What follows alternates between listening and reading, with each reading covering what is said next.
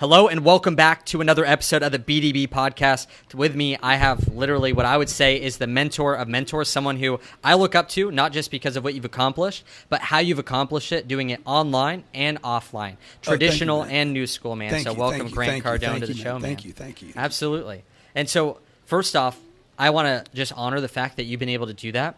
The fact that you've been able to not only go with new school business, I've seen you speak on stages, I see you selling info products, I see you crushing people in that area, which is one thing. There's a lot of people out there that are good at online marketing. You've met a lot of them. Yet they don't do traditional style when it comes to investing, and then also speaking as well, and you kind of have this whole package and you're dominating everyone and everything. Yeah, thank you, man. A lot of people don't recognize like how many different little, I was doing an interview yesterday, and the guy's like, well, tell me about this thing. And I'm like, well, dude, that's not the only thing I do. Like I don't know why you keep going back to this thing.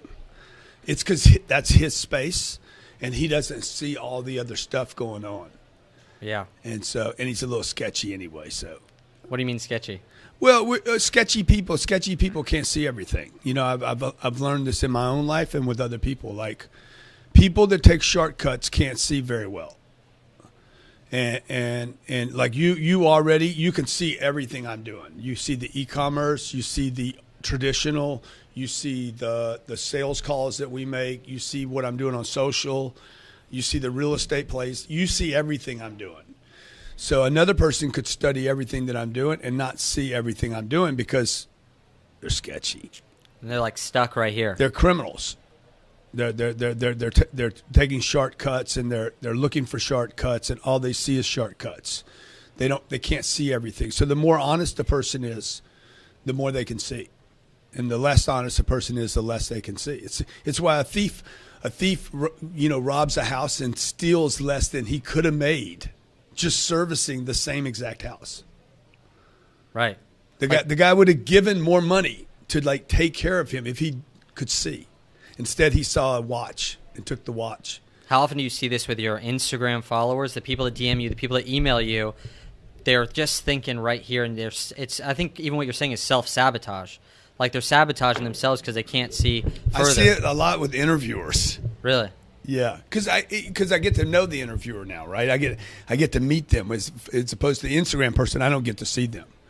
What do you see in the interviewer? Well, like I'm saying, like like where is that person coming from, right? What are they doing? Like, are they still learning, or are they just trying to get an interview done? Like, or they have an agenda to doing an interview to me is one of the hardest things a person could do. Like, I hate being the interviewer. I'd much rather be the interviewed, because you got to stay interested. You got an agenda you actually want to go over, but what if it doesn't go that way, and it goes a different way, like it is right now probably already, right? So, and a lot of people can't flow. Like, they get stuck.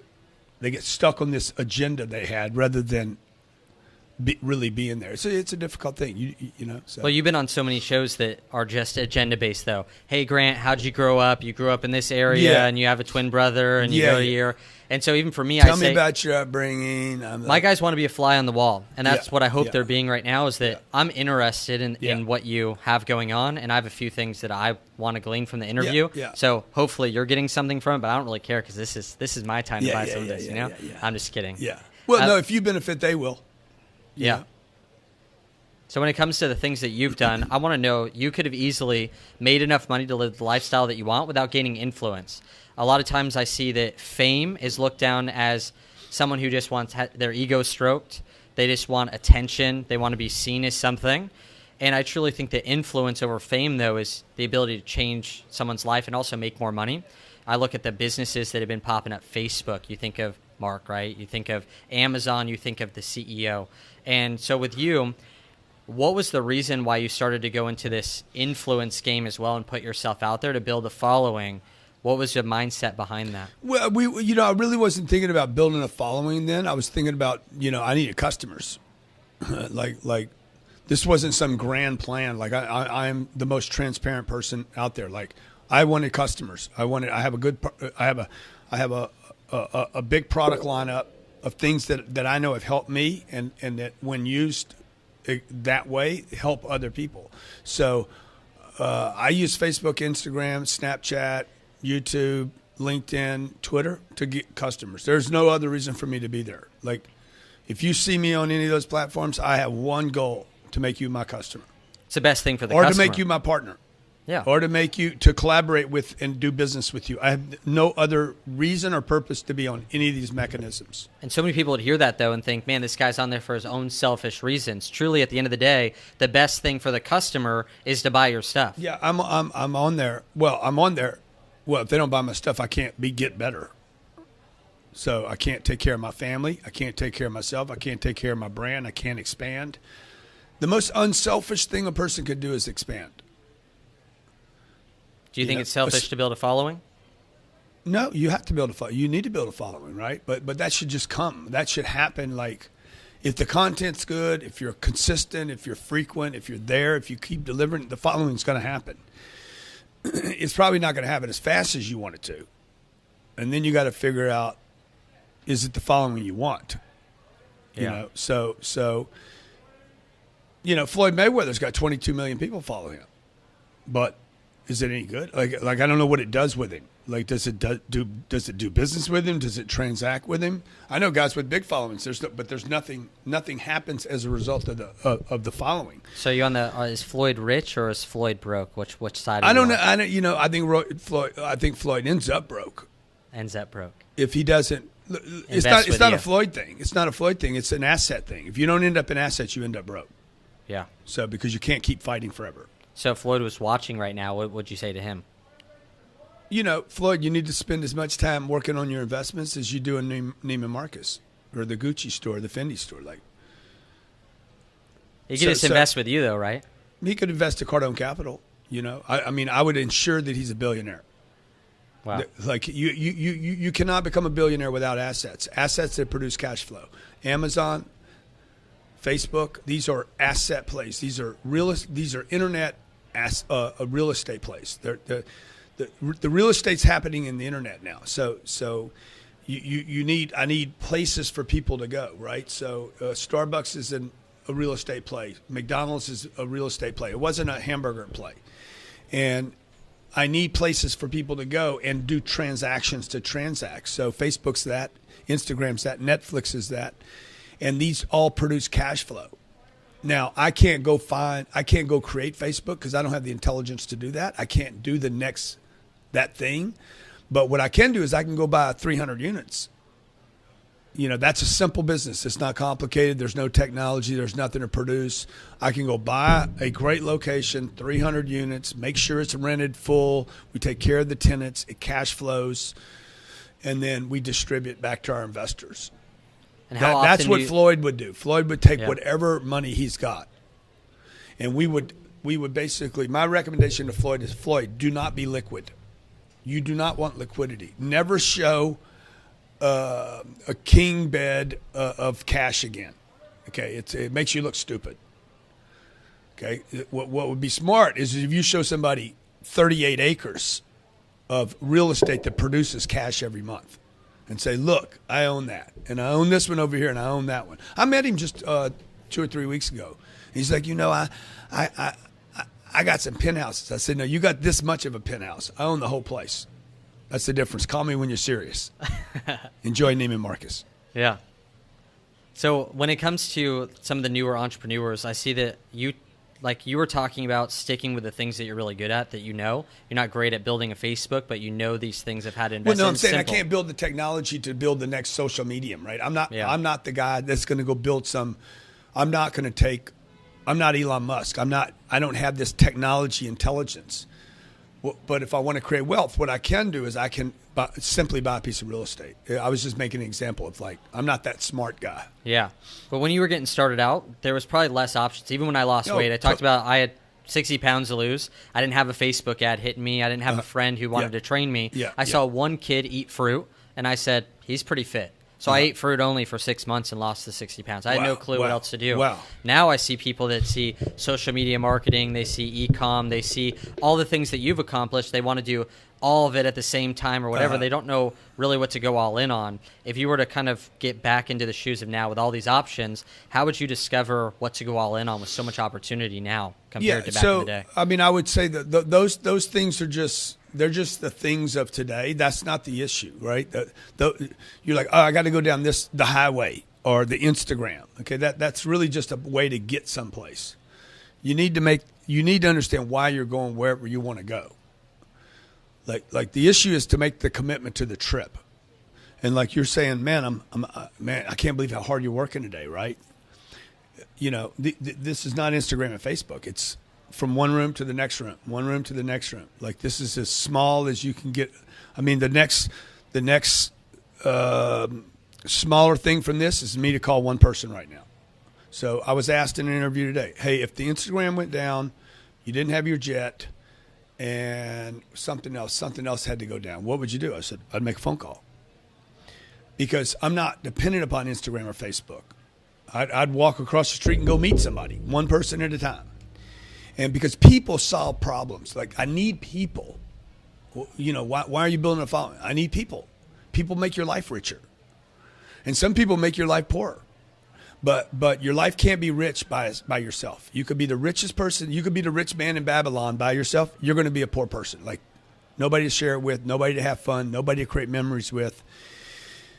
So I think the thing is, like, people shouldn't be looking for mechanisms. Oh, I need to become an Instagram fan. No, dude, you're just serving Instagram. Where are you going? Why are you going there? What do you want to do when you get there?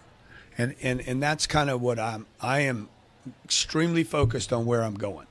And how did that unfold for you? Was there ever times that you didn't really know what was coming next, but you just kept pushing? I know that for a lot of my friends, one of my friends in particular, he was selling network marketing shakes, right? Weight loss shakes. And then that taught him how to talk to people. And then he got into, his wife was a fitness competitor, and then they created their own fitness product. And now they're at 25 years old, he's doing $5 million a month. Yeah. And, wow. But it was awesome. He didn't know what was coming next. He just kind of kept pulling on the string of what was in front of him, an opportunity. That's right. And so is the target money? Is it finance? Is it for him? I think it's achievement. Uh-huh. He's already passed the finance so young, and he can buy whatever, and he still sees himself making that number one weight loss company, Lady Boss, shout out. Yeah, so, you know, but what's the score, right? Because once he gets the finances and then he becomes the number one, what's the next score? What's the score for you then? What's like how did it level up? Yeah, so like, you know, when you start having little victories, you know, like I see a lot of people say they learn more from failure. I don't learn more from failure. Yeah. I want to avoid failure. It's a bad way to learn. It's ridiculous. Like if you get married and you're like, I'm going to learn more from failing in my marriage than succeeding, like you're going to end up with a bunch of divorces here. This is not going to end pretty. You can't. Oh, I'm going to fail with my kids, and that's how I'm going to become a good parent. No, your kids are going to rehab. Yeah. So in real estate, if you fail in real estate too many times, you'll end up with no real estate. But all these beautiful little memes around, like, I learned more from my failures. That's Steve Jobs after he made, like, Apple has become a fucking world phenomenon. And now Steve's like, I learned more from my failures. But look where he was saying it, after the fact. Yeah. So people need to succeed. So for me, like, every time I get a little success, I'm like, I want to blow on it. I'm like, okay, I want to do that again. I want to repeat it. And then I repeat it. I'm like, wow, I can do that twice. I can do it 3 times. I can do it 4 times. The real estate, what happened with the real estate was I bought a piece of real estate, and then I bought a second piece, and then I bought a third piece. And I'm like, this real estate works when I don't work. I could be in Australia. I'm going to go to Australia and speak. I'm going to be there for a month. That real estate's going to spit. It will not know I'm gone. It does not know Grant changed locations, nothing. Just bang, bang, bang.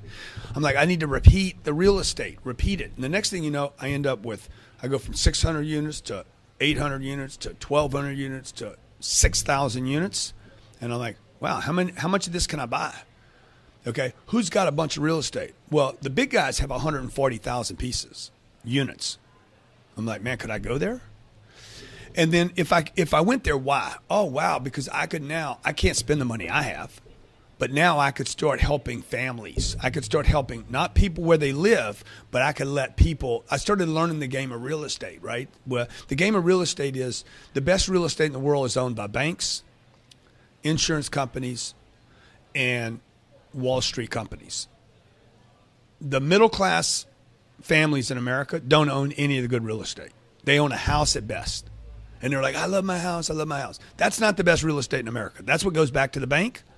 when the banks decide, hey, we're going to take it all. They've been doing this since the 1800s. The banks were taking ranches away in the 1800s. They'd lend you money. You couldn't make it because of the cattle, because there was some, so they would take the ranch back and get the money back. That's what happened in 2010. They took everything back. They redistribute the wealth. Blackstone ends up with everything. So what I'm doing with Cardone Capital now is you get bigger and bigger. You start saying, how much can I influence things? Oh, wow. And then I stumbled across, I'm going to build a 40 or 50,000 unit portfolio. And I'm not going to use Wells Fargo. I'm not going to use Blackstone. I'm not going to use Goldman. I'm not going to use the life insurance companies. I'm going to push them off to the side, and I'm going to go to my audience on Instagram and Facebook and give the people that actually need access to these deals. Then we're going to take the whole thing.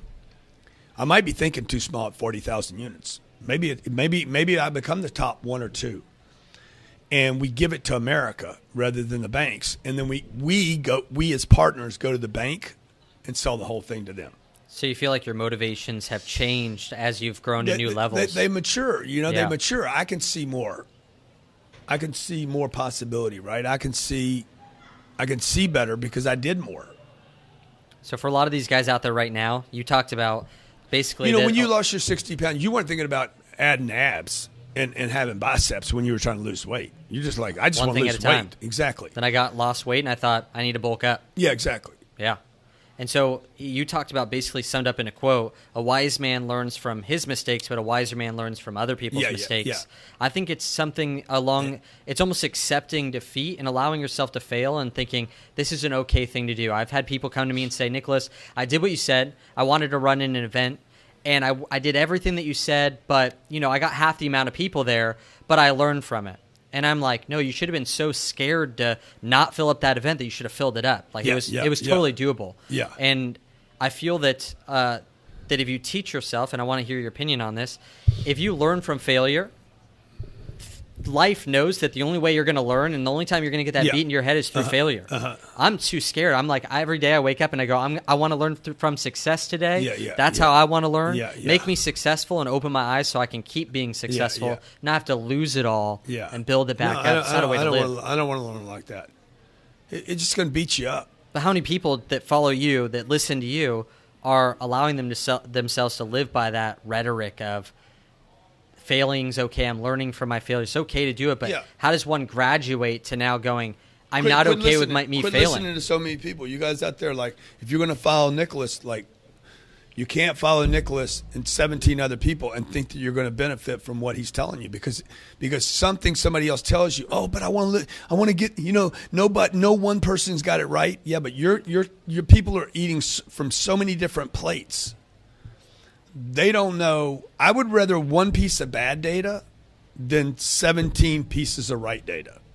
I can do more with a bad piece of data if I'm confident in it than 17 right pieces. There's an old adage about what's worse than one great general. No. What's worse than one bad general? I'll get this right. Two great generals, because now you're not going to make a decision. It's the husband and the wife that must talk to each other before anybody makes a financial decision. Hold on, I can't do it right now. It's a great deal, by the way, but I got to go talk to somebody because we got an agreement because there's nobody in charge. And I was doing this interview. Y'all have that agreement? So I was doing this interview up the street, and this woman says, "What do you mean?" I said, "Well, when I bought the jet, I didn't call my wife and say, 'Hey, should I do this?' I called her up and said, 'I just bought a jet.'" And she's like, "Oh my God, what is it?" And I told her. I sent her pictures. She's like, "Oh my God, that's amazing." I didn't call and check with her because I already had that agreement. Well, the woman that I told that to was like, "Oh my God, we would never be married." I said, "Well, that's a fact. We're not married. I'm already married." Okay? And you and your husband have the agreements you have. And the agreements you guys have is not to make decisions without talking to one another. As opposed to my wife and I already have the agreement before we make the decisions. And the agreements in my household is, look, man, if you think it's good for us, you freaking do it. And so if she's with the kids and she's making a decision about something to do with the household, she doesn't need to check with me. I trust that she is going to do the thing that will push us forward. So then when things go wrong, how do you guys communicate through that? Maybe she makes a decision, And I'm she like, hey, backs into a let's tail. correct that. Let's correct that. Like let's Same don't thing do with that you, again. too. Same thing with me. Hey, you did that. That didn't work. And yeah, it's already being by yourself. Just the complexity of one individual making decisions every day is so complicated. 60 trillion cells in one body, right? 60 trillion cells, all of them intelligent. There's none of them that are dumb. Tremendous intelligence going on in the body, right? That we don't even know anything about. Like their entire universes if you saw them under a microscope. Then there's add another person to it. Dude, we're going into freaking crazy land now. Because now we got 120 cells. And this is why when two people get together, there's so much okay. And then add the in-laws. Oh my God, man! Now it's wow. Then add the old ideas, Yep. and the same thing that's going on Instagram right now. People or Facebook or whatever, right? So people are getting data. They read your book, then they read Man Up book, and then they read this book, and then they read Max Out, and then they read 10X, and then they read Relentless, and then they're like, okay, it sounds all the same. Like people need to pick something. And say, this is my deal. Like when I study, guys, I study, I don't read 17 books. I'll read everything Warren Buffett. I'll read from the beginning to the end. And then I'll go back and read it again. So rather than reading 17 books, I'll read one Warren Buffett book 17 times.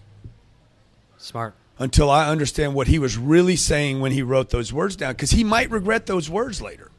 There's a chance what he wrote won't be right later. And so what did he really mean? He's not perfect either, right? So I'm trying to figure, but he's done good. So I could, if I understood the genius behind the genius and where he was in that process. It's like the 10,000 kicks. I don't fear a man that knows 10,000 kicks with one kick. You do 10,000 that. Yeah, times. that was Bruce Lee, right? Yeah. So yeah. We'll call it Grant Cardone for now. Yeah, no, but it's not. So. No, I'm just kidding. Yeah. And my wife as well. This is something that a lot of the guys deal with. They either want to have a relationship or they're currently married, have a family. Yeah. And the first time my wife and I invested in our education community, she wanted to swipe our credit card for $5,000. She was at a table just like this. Yeah. And the guy goes, "No, you're so broke. You're not allowed to do this unless you call your husband." Because they're just not used to someone wanting to swipe that card. She called me. I'm not educated in the moment. I'm not feeling the emotions she's feeling. How can I make a good decision, even in your business? If you went to Elena every time, Elena, I just had this thing come across the table. It's $150 million. Yeah. The logical thing would be, well, don't spend $150 million. But she doesn't know what's going on in that deal. For the guys out there that maybe don't have a wife involved in the business, but every time they make a business decision that's big, they call their wife and say, "Hey, there's this investment. I want to invest with Cardone." Yeah. "Oh, honey, that's a lot of money." And he's like, "Oh, man, Grant, my wife isn't sure. She just doesn't know." Yeah. How would she know? How would she? So what advice would you give to those guys? How do they retake that position in the family? You're not measuring you're not measuring Cardone Capitalist investment right now. And right now, you're getting tweaked about all the bad investments you have made, but more importantly, all the bad investments or the great investments that you didn't make. Oh, we bought a deal once and it didn't work out. Yeah, but I guarantee you, there's another 10 deals you should have done that you passed on. You see, people remember the wrong things. They remember the car wreck. They remember the one, somebody swiped my car. Yeah, but you drove to that same destination 1,000 times and never got hit. Why don't we remember those? Right? So you see, people just pay attention to what they did wrong as opposed to what you didn't do at all. And then when they look at the deals they did wrong, oh, I bought a stock once and it went down. Okay, well, good. You also bought a house that went nowhere. Why'd you buy that house? Why do you have equity in a house? Well, that's a good deal. Maybe who told you it's a good deal? Because the guys at the top of the food chain aren't buying houses. So what's your mindset around this quote that's successful people should have more fear for missed opportunity than failure? A lot of people are so scared to pull the trigger because they're so scared to fail. Yeah. But they're missing. You just talked about they're missing opportunity after opportunity. Look, we're trained to buy houses. We're trained to save for retirement. We're trained to leave cash in banks. I was doing 7,000 people in Atlanta the other day, and I said, "How many of you have money in the bank?"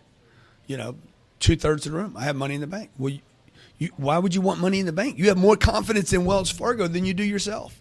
All that money should be invested in the enhancement of self. How many of you have money in equity in a home?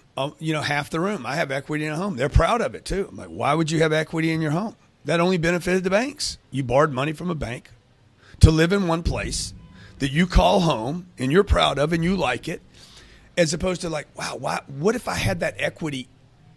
What if I had that money, that $80,000 invested in my business?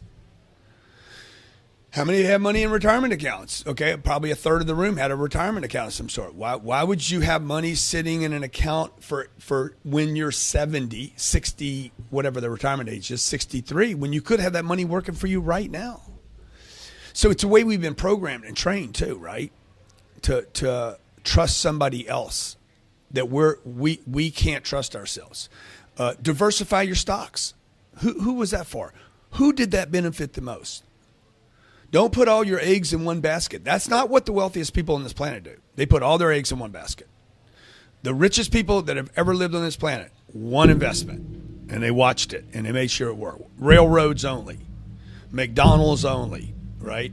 They weren't in 700 different stocks. The creation of ETFs and mutual funds was for Wall Street, not Main Street. It was not for the middle class. It was on the backs of the middle class to make Wall Street rich, because nobody can figure out 700 different investments. Again, confusion of the masses. Hey, don't. The ETFs is going to be the biggest redistribution of wealth in America will be the collapse of ETFs. There's trillions of dollars sitting in them right now, where masses of people have been tricked, hoodwinked by Wall Street to say, put all your money in right here in these mutual funds. My man's sick over there.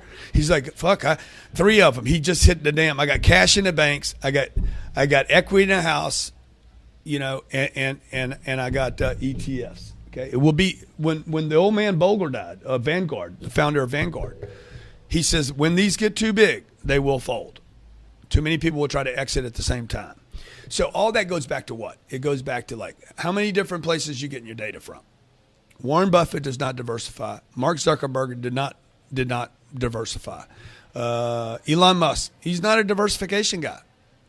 What was the first company he sold? Was it PayPal? Where did he make his first money? I think so. Yeah, I think it was PayPal. We can verify it. But. Yeah. He gets a score, and what's he do? He invests a bunch of money in SpaceX, a bunch of money in Tesla, and then I think it was the tunnels.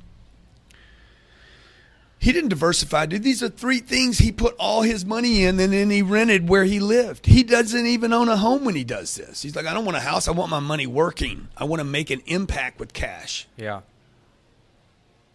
I don't know if that's too much for you guys out there, but man, there's a lot for you and your girlfriend to talk about. Yeah. She wants a house.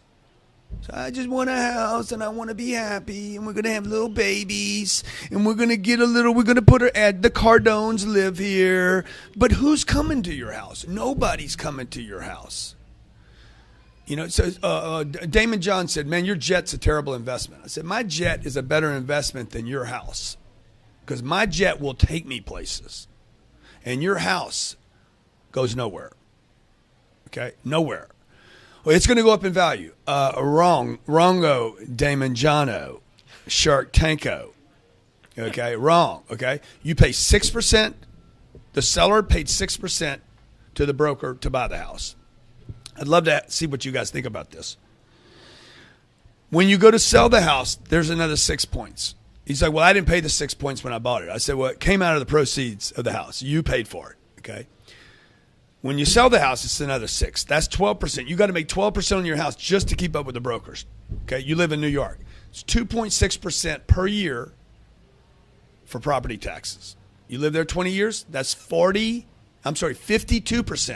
So you got 6, that's 12, plus 56. You have to make 68% to break even with brokers and the property taxes. You hadn't mowed the lawn, you hadn't painted the place, you hadn't fixed the place, and you hadn't made a payment yet. Interest rate on a home today is about 4.5% to 5%. So 5% for 20 years, that's 100%. Who made all the money in this deal? The brokers, property taxes, and the bank. You'd have to make like 168% on your money to break even on the house. So what about some of the entrepreneurs that are like, it feels so good not to have the risk of payments, so I'm going to go buy my house, pay for it outright, and that way that I just don't have a lot of risk. Then you're not an entrepreneur. You're a homeowner.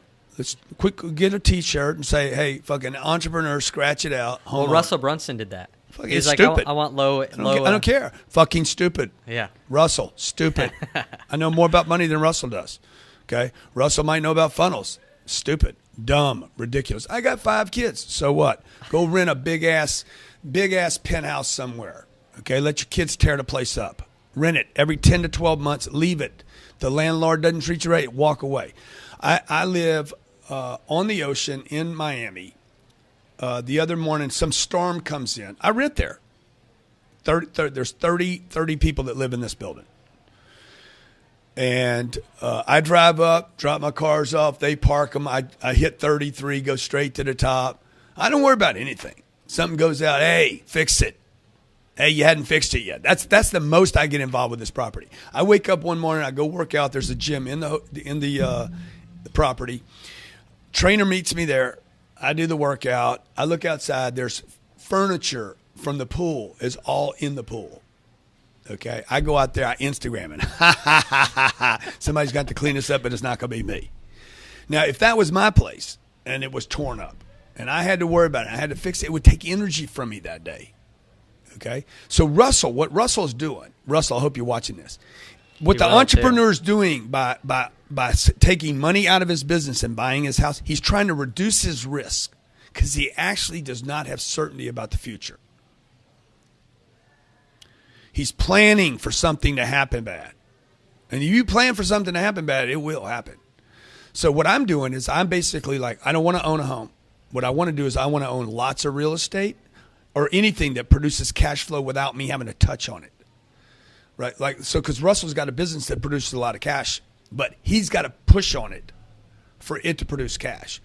And I have businesses that produce a lot of cash, but I want the cash that comes from those businesses to go into apartment buildings where I don't have to push. It doesn't matter if I'm dead or alive. They'll still provide income that I can live off of.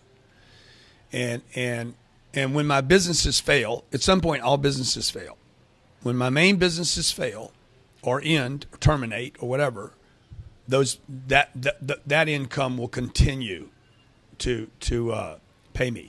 So if I died today, the thing that people should be asking, like let's say you're married, and one of you died today, would you sell the house? Well, we don't own our house, so yeah, I'm doing the right thing. Would you move? Would you move if I died? Probably not. You'd stay where you are? Yeah. Okay. So if I died today, Elena would probably. She'd wait for the lease to end, boom, blow out.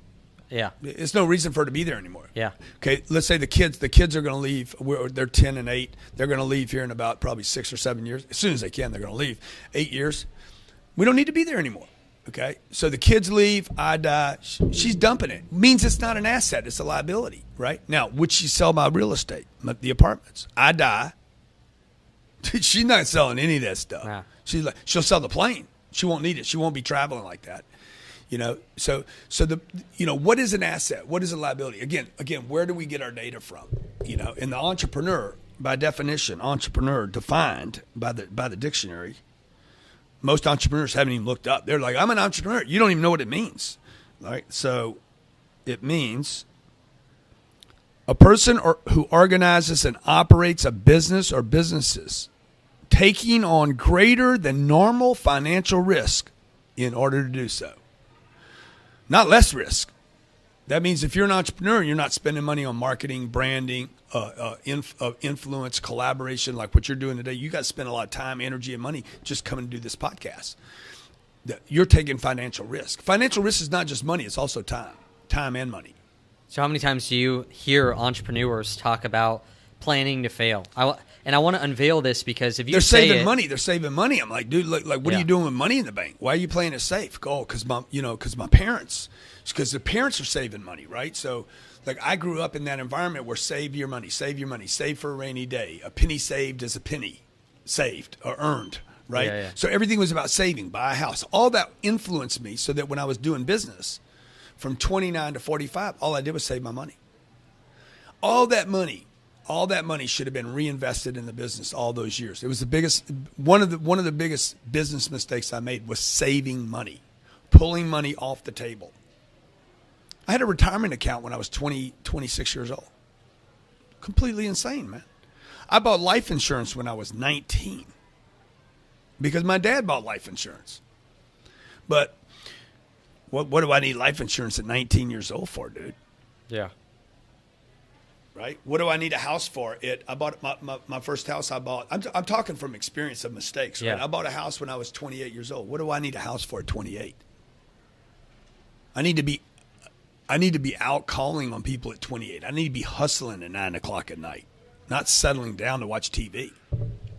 But buying a house is the American dream.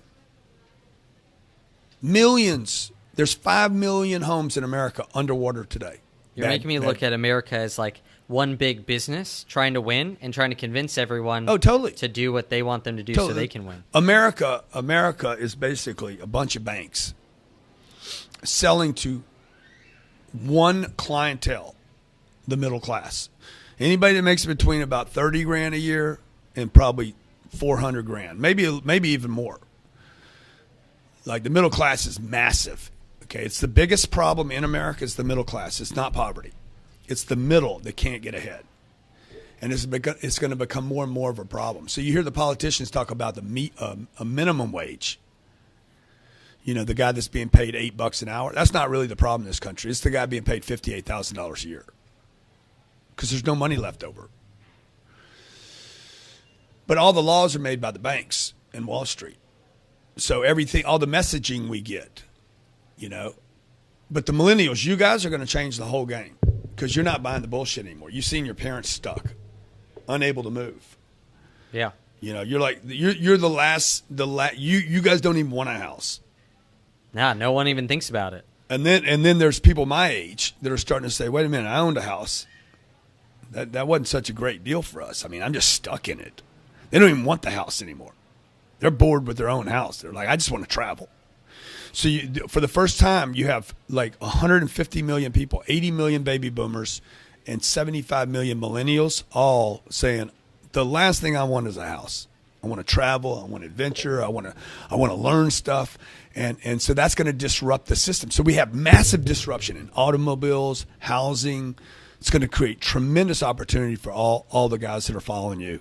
I appreciate you sharing that as well. Yeah. Because we want to follow by someone's direction. I feel that one of the ways that we can not learn from failures is to learn from people like yourself, which is why I like doing the interviews, why I like hanging out and bringing this content to people that's not the BS for the people to get stuff that's actually real. And the entrepreneur, you'll be much more creative when you have passive income coming. Like the thing that really freed up my creative juices was knowing when I wake up in the morning, I have income coming from other sources. It gives me courage. Leverage, too. Dude, it gives me courage. Like I can take a risk. I can spend more money in advertising because I got this stream over here. Yeah. You know, like Jay-Z is so bold right now because him and Beyonce don't have to go do the concert anymore. He doesn't have to be the prostitute, right? So you don't have to go sell your services anymore. He's got these other streams coming in. He's got this other talent. He's got these other businesses that are providing flows. So it's a lot easier to be courageous when you're not dependent upon one flow. So you have Be Obsessed or Be Average, 10X, and all of it's kind of like different angles to say the same thing, which is going all in. And a lot of people, they want to put in the least amount of effort for the most amount of result going in, and it always takes more than what they thought. And this is just what I'm seeing even from our guys is they go, oh, Nicholas, I want to do this. And I'm like, no, like just do more than that. Like be okay with doing a lot more. And you actually inspired one of my mentors, Navy SEAL, retired Navy SEAL, one of the baddest ass dudes I know, most disciplined, and you listen to your entire book, Be Obsessed or Be Average. Who's that? Yost Jansen. Okay. He works with on all the Hollywood sets and on Iron Man, 13 Hours, all that stuff. He actually shot with your wife, actually. Oh, okay. At some of the ranges. He trains like all the people how to do everything with the guns. I'm butchering it, but that's what he does. And one of the big things is that you're also fit. And a lot of our guys right now, they go chase money and they chase building their business. And they get overweight and they get out of shape and they start getting lazy. And then they go, oh man, I need to get back in shape. So they get back in shape, and then their business starts kind of failing. Because they spend 2 and 3 hours in the gym. Yeah, we're saying, and I heard you talk about that. Don't spend so much time. Be effective. And inside this book, I'm like, I want to teach these guys how to have it all. You have it with your wife, your kids, and you've set boundaries. You've done it with your health, and then you go and crush. How can these guys start doing this right now in their life to be three-dimensional, to have the correct amount? Because you know that your family and your health right now is contributing to your success. Yeah, totally. And these guys they're blinded, right? Like you said at the beginning. They're seeing like right here. You need money, man. Like to have life balance, you got to have money. Like, this is the taboo thing to say. It's never going to be on TV. Nobody likes. You got to have money. Nobody ever says this. Yeah. Oh, I do this. I do that. I have blah. Dude, you got to have money. You can't. You know what do I mean by that? Like, okay, well, like create the life you want. Yeah. Quit saving money. You know, quit buying watches and H belts. Like, I don't have an Hermes belt. Like, I didn't even know how to pronounce Hermes. I'm like, well, who would spend $700-800 on a belt? Like, I could buy $3,000 worth of real estate with a $700 belt, right? And who am I trying to impress anyway? What I need a trainer to come to me. So you buy your Hermes belt, I'm gonna buy a trainer to come to me. I don't want to go to him. Okay, time is money. It's not money is time. It's time is money. So why am I going to get in a car and drive to the trainer? Here, I'll give you another $200. You come to me. Okay, you come to me. I walk down there. I do my workout. Boom, I'm done. While he's still driving 40 minutes, and I'm already taking a shower and doing a business deal. So you got to figure out the things in your life. You know, when I went from okay, I'm never going to work for below my pay grade anymore. Like, this was a big shift for me. Like, I like gardening. I like landscape stuff, right? When I got rid of a yard, I was like, that probably made me $10 million. I loved it. I spent too much time doing it. It was costing me money. It was below my pay grade. You know, you see what I'm saying? Like, what am I doing? What am I doing? Like, oh, because it's therapeutic. Well, good, man. Like not 2 hours of it. Therapeutics costing you millions of dollars because you're out there playing with stuff. That made me feel good and everything, but there's got to be a faster, better way to do that, to get that sensation. So how did you switch that? What are your hobbies now? Everything. What I did was I took everything below my pay grade. Everything below my pay grade. It's like, okay, the kids are going to school. We're driving the kids 40 minutes to school. I'm like, why am I bringing my kids to this dumbass school? School's beautiful. I'm like, look at the money it took to build this school. I can see when we're driving. It's a private school. My kids are 6 and 8 at the time. I'm paying $25,000 a pop. I'm paying $50,000 a year to send my kids to school, and I don't know if they're learning anything. Like, I have no clue what they're learning. Probably a bunch of voodoo.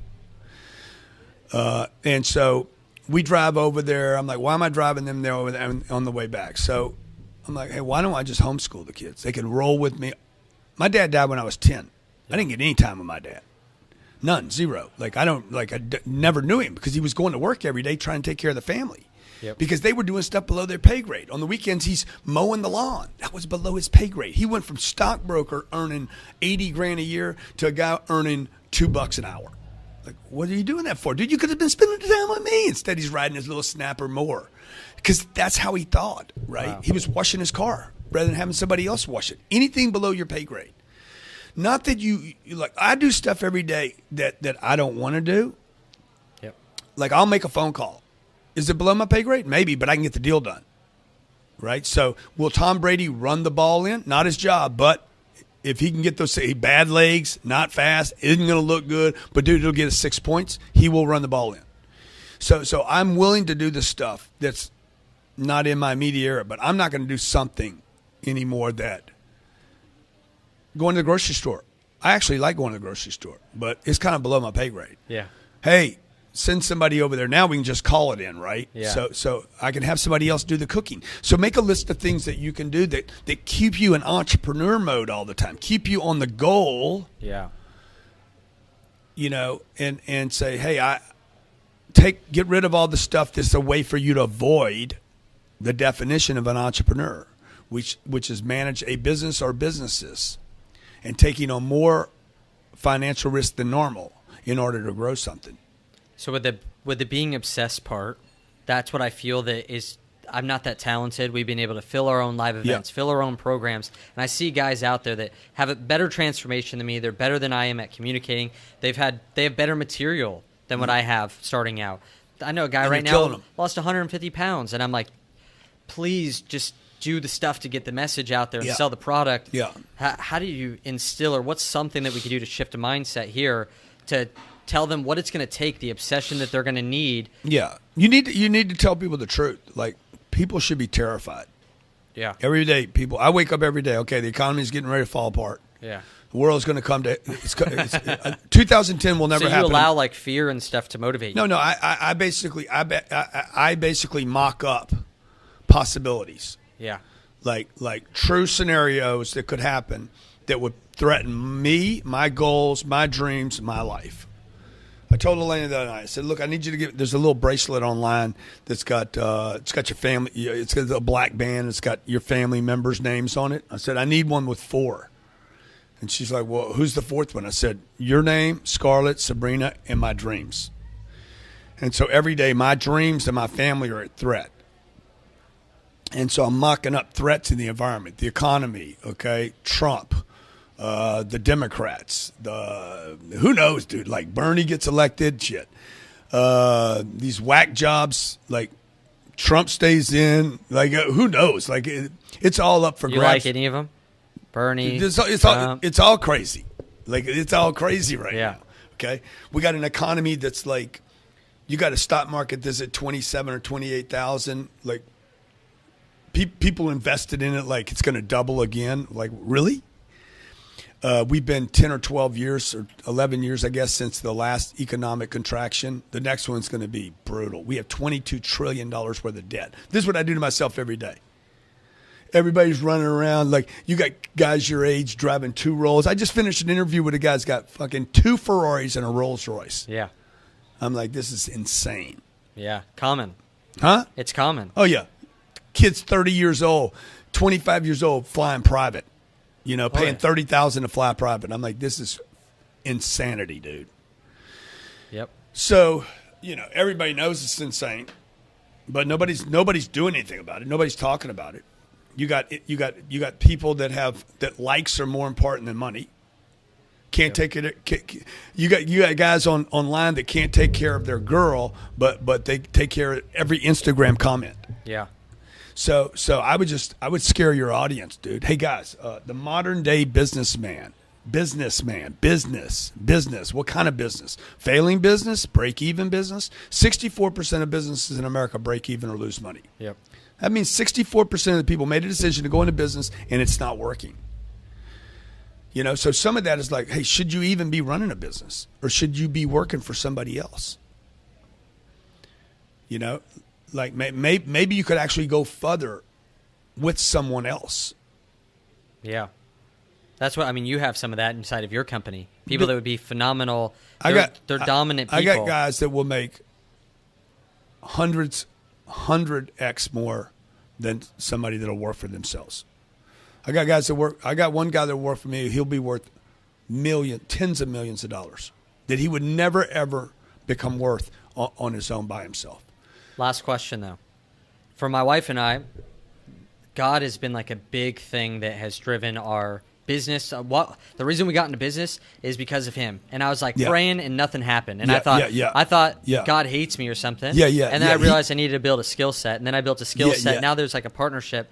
For you, there's so many like rumors that go around that are like, what does Grant Cardone believe, right? Yeah. Anyone successful is either an Illuminati or they pray to the devil or it's like crazy, right? So what's been the influence for you and for my guys as well? Thank you. The spirituality is the number one most important thing to me in my life. Like before my wife and my kids is my understanding of God. Yeah. And my dreams come from that connection and that understanding.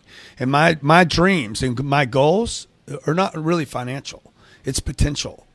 So when I talk about, you know, people ask me, probably the most painful question I get is, when is enough?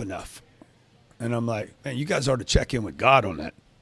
Yeah. Right? Because my potential is what I'm going after. It's not some number. I got a guy asking me about my net worth. I'm like, dude, it's a stupid question. It's an ego. It's an ego thing, right? What I'm interested in is my potential, possibility, discovery, and for me, that potential is the thing that strings me and God, and that potential is my dreams. It's like what could I do? What's possible? And the other thing is about the blessing. You know, you hear people. I was in Atlanta. I'm like, man, I'm blessed, and everybody's like, oh yeah, praise the Lord. I'm like, yeah, everybody's blessed. Everybody's blessed. I've never met somebody that's not blessed. Most people are not proving it though. They're blessed and not validating God every day. Wow. So I have a very, very powerful, very strong, and very clear understanding of my relationship with God, and it is first and foremost with me. Other people won't understand it, right? But I every day, every deal, undoing a deal, like I've undone deals. Hey guys, this deal is no longer good for me, and that was me at my highest ethical. What do you mean? You got a deal? We got a deal. You signed a contract. That's right. And now we're going to undo this deal. And I'm going to undo it. We're going to talk about it, and we're going to figure it out. Oh, blah, blah, blah. Hey, this deal's not good for me. And if it's not good for me, it's not good for my family. It's not good for my future. It's not good for my ability to give to charities. It's not good for you either. So rather than me just walking away, why don't we just rework the deal so that we're both happy and everybody wins? Very difficult thing to do. But you allow that because to be your another person, driver. because another person might be bound by that agreement. They're like, no, we have a deal. I have to do what I said I'm going to do because they're bound by some rule that they made some agreement. Hey, if that agreement's no longer good for you, no God would want you to continue. What you'd want to do is communicate, which is harder to do. Yeah. You know, so the ability for my wife and I to communicate about anything, even if it's tough and it's, believing in God is more than just believing in God. It takes courage to go out every day and validate it. Because if you actually believe, you have to do.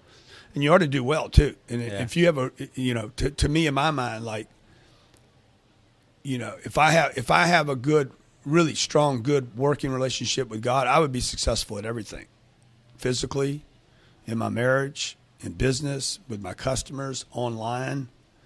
I would have good reviews, not bad reviews. Yeah. Like, you ought to have the whole package. I don't think God had a partial package. I think it was probably the whole deal. And the other thing is the work thing, like I see a lot of people that believe in God that don't work. They're like, oh yeah, but they're